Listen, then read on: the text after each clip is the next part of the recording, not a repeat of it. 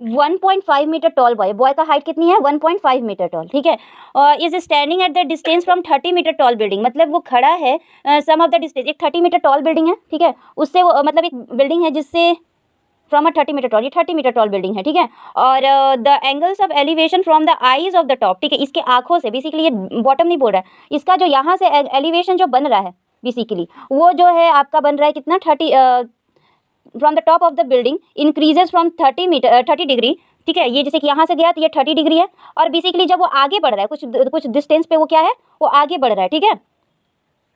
हाँ। तो 60 देखो यहाँ पे the angle of elevation from the eyes to the top of the building increases from 30 degree to 60 degree, मतलब ये जहाँ से वो खड़ा था वहाँ से वो 30 डिग्री दिख रहा था, थोड़ा आगे बढ़ा तो जहाँ वो बिल्डिंग का टॉप मोस्ट पोजीशन के बाद वो इंडिकेट हो रहा है 60 डिग्री, आगे बढ़ने पे वो कितना बन गया 60 डिग्री, ठीक है। Find the distance he walked towards the building, ये क्वेश्चन मैंने बताया था, ये जो यहाँ से बिल्डिंग की तरफ मूवमेंट में वो इस डिस्टेंस को कितना डिस्टेंस से कवर किया, मतलब कितना डिस्टेंस वो चला, हमें ये पता करना है इस क्वेश्चन में, ठीक है।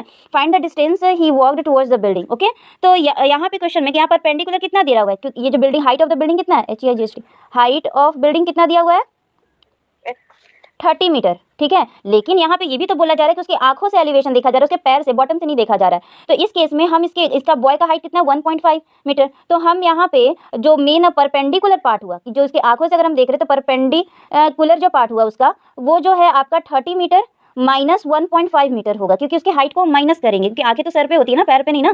तो इस केस में हमारा ये कितना बन गया, ये हो गया 28.5 मीटर, क्लियर है। अब यहाँ पे आता है angle of elevation first case में अगर देखें, फर्स्ट केस में एंगल ऑफ एलिवेशन जो है, एंगल ऑफ एलिवेशन जो है आपका वो 30 डिग्री है। और यहाँ पे हमारा पूछ क्या रहा है, यहाँ बेस की बात हो रही है और हाइट की बात हो रही है, हाइपोटेन्यूज की कोई बात हो ही नहीं रही है। इन केस जब बेस और हाइट की बात हो रही है तो इधर we will take cot theta या टेन थीटा, राइट।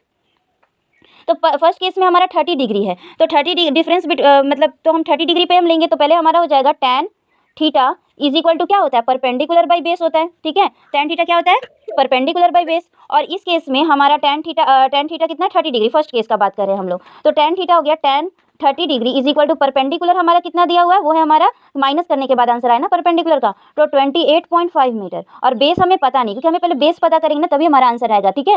क्योंकि हम यहाँ पे क्या बोल रहे थे, हमें इस डिस्टेंस को पता करने के लिए बोल रहा है। जैसे कि अगर हम मान लेते हैं कि आपका 10 किलोमीटर का डिस्टेंस है, 10 किलोमीटर डिस्टेंस है, आप क्या कर रहे हो कि आप 5 किलोमीटर चले, ठीक है, 5 किलोमीटर चले, तो आप बेसिकली आप कितना बच गया आपके पास, तो आप क्या करते हो 10 माइनस 5 करोगे। तो हम माइनस तभी करेंगे ना जब हमें ये पूरा होल बेस 30 डिग्री पे जाएंगे तो हमारा होल बेस पता चल जाएगा, और हमारा जो 60 डिग्री के पास जाएंगे तो जो बेस पूरा हाफ बेस पता चलेगा। तो टोटल बेस से हम ये हाफ बेस है उसको माइनस करेंगे तो हमारा आंसर आ जाएगा। तो वही हम बेस निकाल रहे, तो पहले हम 30 डिग्री का बेस निकालेंगे, क्लियर है।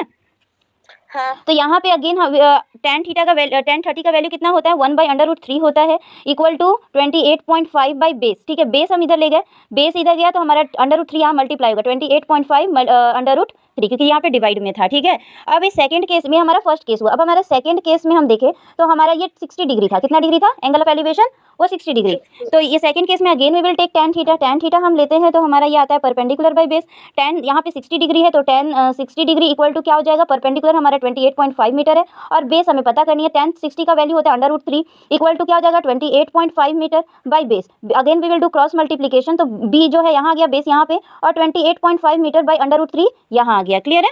अब हमें पता करना क्या है, डिस्टेंस कवर्ड बाई बॉय, यहाँ पे हमें क्या पता करनी है, डिस्टेंस कवर्ड बाय बॉय, ठीक है, बॉय के द्वारा जो डिस्टेंस कवर्ड है, ठीक है। तो इस केस में हम क्या करेंगे, मतलब फर्स्ट केस से सेकंड केस माइनस, क्योंकि फर्स्ट केस हमारा टोटल लेंगे, तो फर्स्ट माइनस सेकंड केस, ठीक है, सेकंड केस। तो इस केस में हमारा फर्स्ट केस क्या आया था 28.5 √3 माइनस 28.5 बाई √3 इक्वल टू हम क्या करेंगे, हमारा 28.5 हमारा कॉमन आ जा रहा है, ठीक है। 28.5 हम लोग ना पीछे जाते हैं, यहाँ तक क्लियर है, ठीक है। हाँ।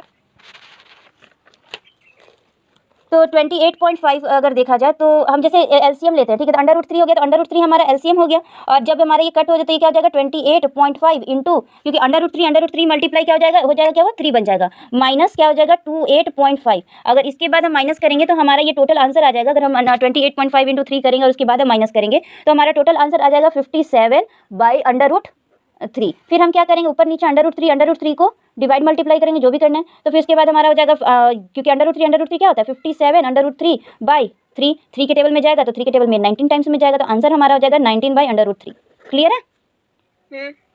ओके